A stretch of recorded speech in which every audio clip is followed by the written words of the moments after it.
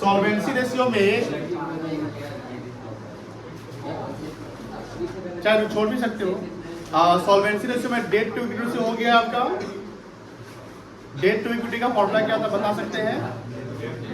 Date by equity.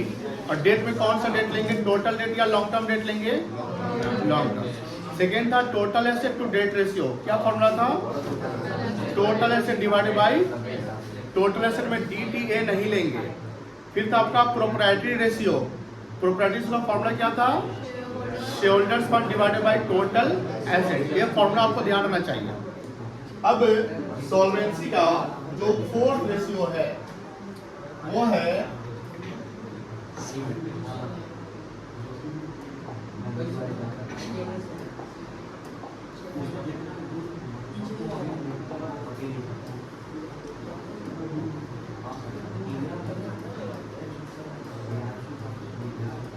Interest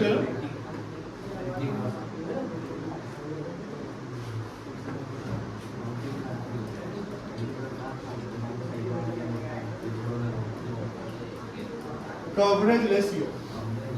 इसका formula हमने बताया है। क्या फॉर्मूला होगा कोई बता सकता है? किसी को ध्यान में है? बॉयज साइड बोलिए। EBIT डिवाइडेड बाय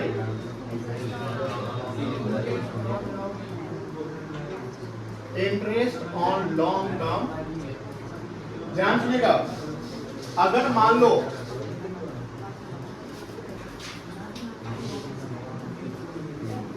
10% डिवेंचर लिखा हुआ है 20 लाख,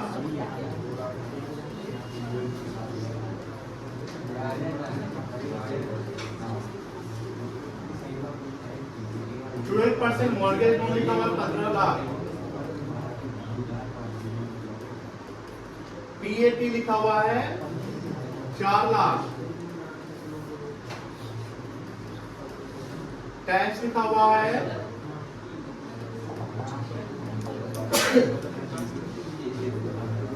30%। तो इंटरेस्ट कवरेज रेशियो क्या हो? सुनो ध्यान से, प्लीज ध्यान सुनना।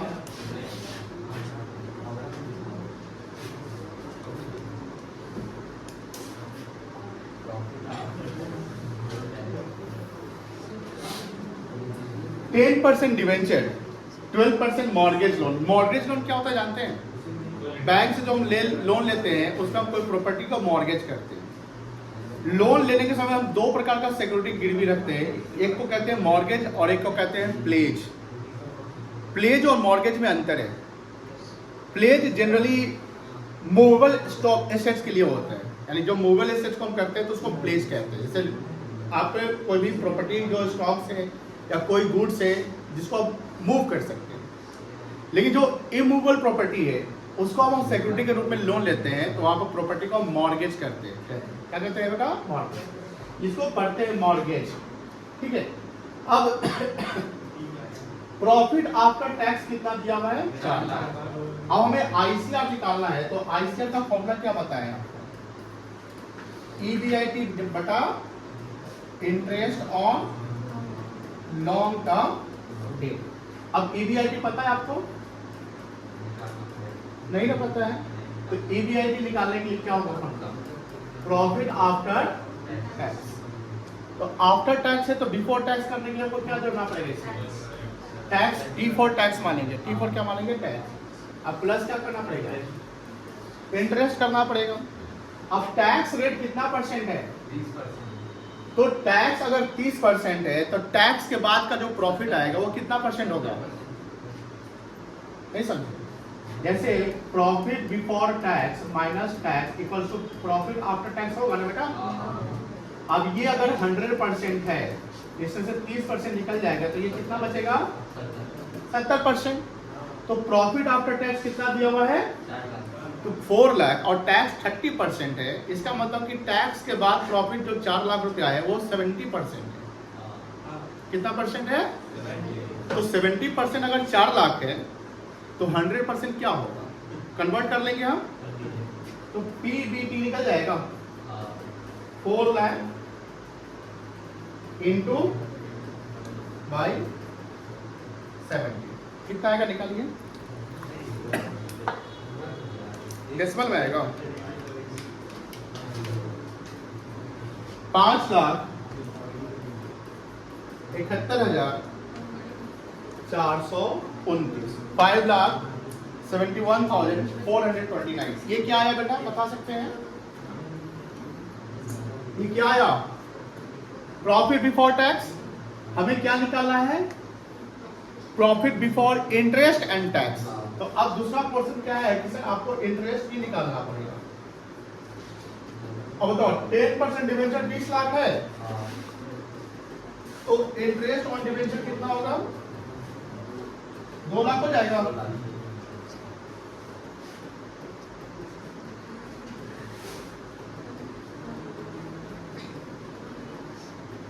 और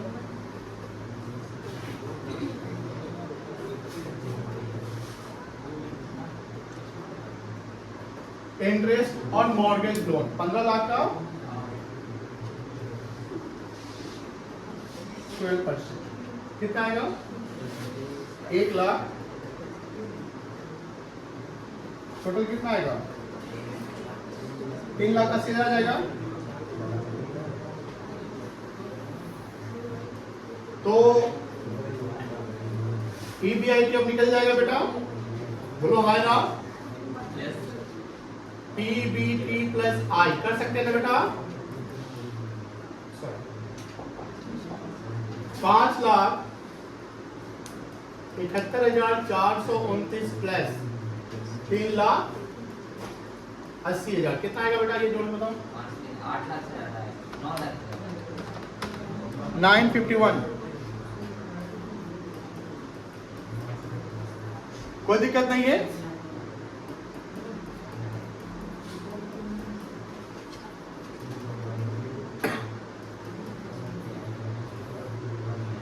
कितना होगा डिवाइडेड बाय कितना अमाउंट लिखेंगे बताओ। Interest on long term date नहीं, इंटरेस्ट ऑन वो कितना आया था 3 लाख कितना है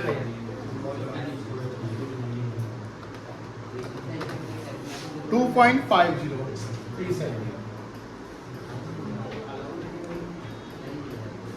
अगर इसको परसेंटेज में निकाले क्या करना पड़ेगा मल्टीप्लाई कितना करना पड़ेगा 100 से 250 में कर सकते हैं हम, बहुत समान कमाए ना 250.37%। मतलब कि ICR इंटरेस्ट कवरेज रेशियो अगर निकाल रहे हैं तो इंटरेस्ट कवरेज का फॉर्मूला क्या हो गया EBIT earning before interest and tax divided by interest on long term date. जब इंफॉर्मेशन दिया हुआ है तो हमारा इंफॉर्मेशन में 10% डिवेंचर, ये डिवेंचर जो है 10% 20 लाख के डेट है, इंटरेस्ट नहीं है। क्या ये डेट है। 12% मॉर्गेज लोन 15 लाख ये भी हमारा क्या है डेट है, इंटरेस्ट नहीं है। तो इस वैल्यू का पहले मुझे इंटरेस्ट निकाल लेना है रेट के अनुसार। 10% 2 लाख हो गया, 12% 15 लाख का 1,80,000 हो गया। तो टोटल इंटरेस्ट हो गया 3,80,000। इंटरेस्ट आ गया मेरा 380। फिर हमें EBIT यानी profit before interest and tax निकालना है। तो गिवन इंफॉर्मेशन में टैक्स के बाद का प्रॉफिट दिया है, तो टैक्स के बाद का प्रॉफिट तो टैक्स 30% गिवन है, तो टैक्स के बाद की जो प्रॉफिट बन रही है वो 70% बन रही है। कितनी बन रही है और 70% प्रॉफिट कितनी वैल्यू है 4 लाख। तो 4 लाख अगर 70% है तो 100% कितना हो गया 5,71,400। अगर इसका 30% निकाल माइनस कर दोगे तो कितना वैल्यू आ जाएगा 4 लाख आ जाएगा। बट ये जो 571 है ये टैक्स के पहले का प्रॉफिट है, बट इंटरेस्ट इसमें अभी माइनस हो चुके हैं। PBT का मतलब इंटरेस्ट घट चुका है, अब PBIT का मतलब अभी इंटरेस्ट और टैक्स दोनों नहीं घटा है। तो इंटरेस्ट हमने निकाल लिया 3,80,000। तो प्रॉफिट बिफोर टैक्स जो 5,71,429 आ रहा है उसमें हमने इंटरेस्ट को ऐड ऑन कर लिया। ऐड ऑन करने के बाद मेरा वैल्यू आ गया 9,51,429 that what profit before interest and tax. फिर we put the formula and we get the answer। कोई दिक्कत नहीं बेटा, समझ में आ गया? कोई दिक्कत नहीं है, इसको नोट डाउन कर लीजिए, बहुत इजी टॉपिक है और बना दीजिएगा। कैलकुलेशन से। अब जैसे यहां देखो, अगर हमको प्रॉफिट आफ्टर टैक्स निकालना है, क्या निकालना है बेटा, सुनो ध्यान से, इसका फॉर्मूला क्या बनेगा, प्रॉफिट बिफोर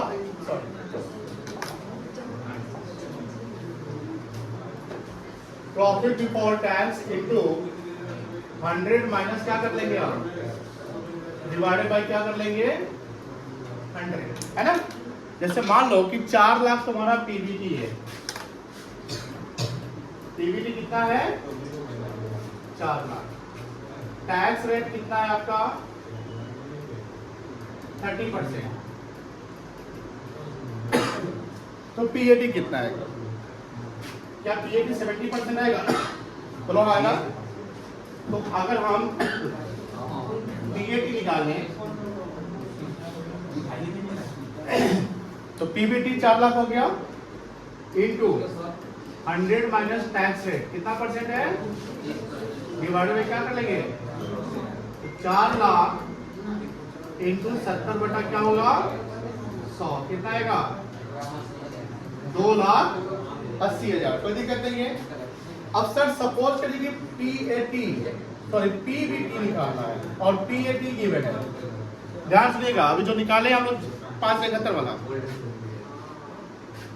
पीबीटी निकालना है, क्या गिवन है, क्या उल्टा हो जाएगा, इनटू क्या होगा, डिवाइडेड बाय 100 माइनस क्या हो जाएगा, ठीक है। तो ये पीबीटी आ जाएगा, यानी हमेशा ध्यान रखना पीबीटी अगर 100 है तो जो टैक्स रेट है उसको माइनस कर दो तो पीएटी बन जाएगा, यानी पीबीटी और tax is always calculated on PBT. Tax किस पे कैलकुलेट होता है बेटा, पीबीटी पे होता है। पीबीटी को हम क्या बोलते हैं, ईबीटी, अर्निंग बिफोर टैक्स कहते हैं, समझ में आ गया ना। इसको नोट डाउन करिए, इसके बाद एक और फॉर्मूला बचेगा सॉल्वेंसी का, डेट टू कैपिटल एम्प्लॉयड, वो लिखेंगे, इसको नोट डाउन जल्दी करो, जल्दी करो बेटा।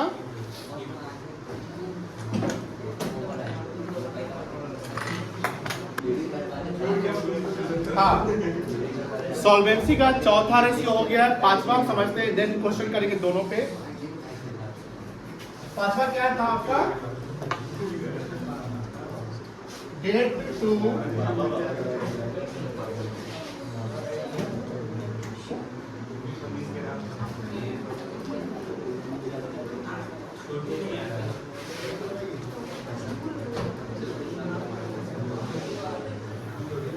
बताओ, फॉर्मूला बिना लिखे क्या तुम फॉर्मूला बता सकते हो, debt to capital,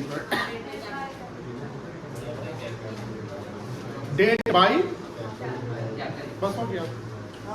date to equity क्या था, debt by equity. Total asset to debt क्या था, टोटल एसेट बाई डेट। तो डेट टू कैपिटल एम्प्लॉयड में क्या आएगा, डेट बाई, बस हो गया।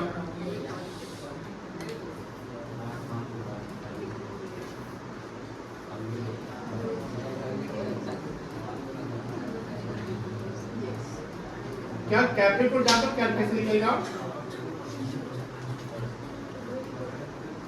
बाबा, अगर टोटल एसेट्स गिवन है क्या फॉर्मूला बनेगा, क्या माइनस प्लस करेंगे, टोटल एसेट्स से क्या माइनस करेंगे, current liability, very good.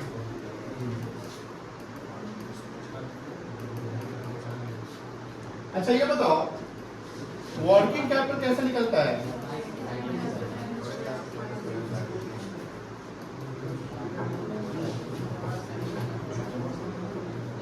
Current assets minus, अब बताओ एक अगर कैपिटल इनको निकालना है तो नॉन करंट एसेट्स यहां क्या दिया हुआ है,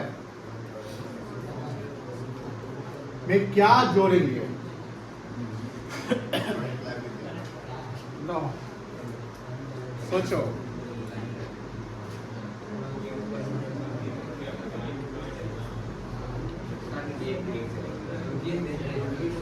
बिना कुछ किताब देखे यहां सोचिए, आपके पास यहीं से जवाब मिल जाएगा।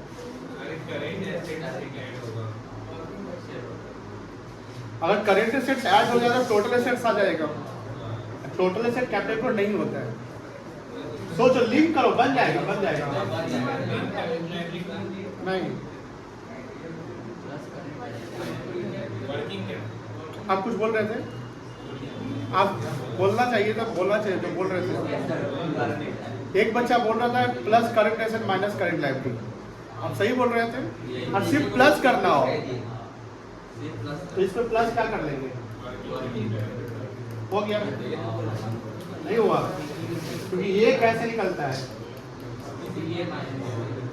अभी वही देखो, वो हिंट आपको दिए थे, ठीक है।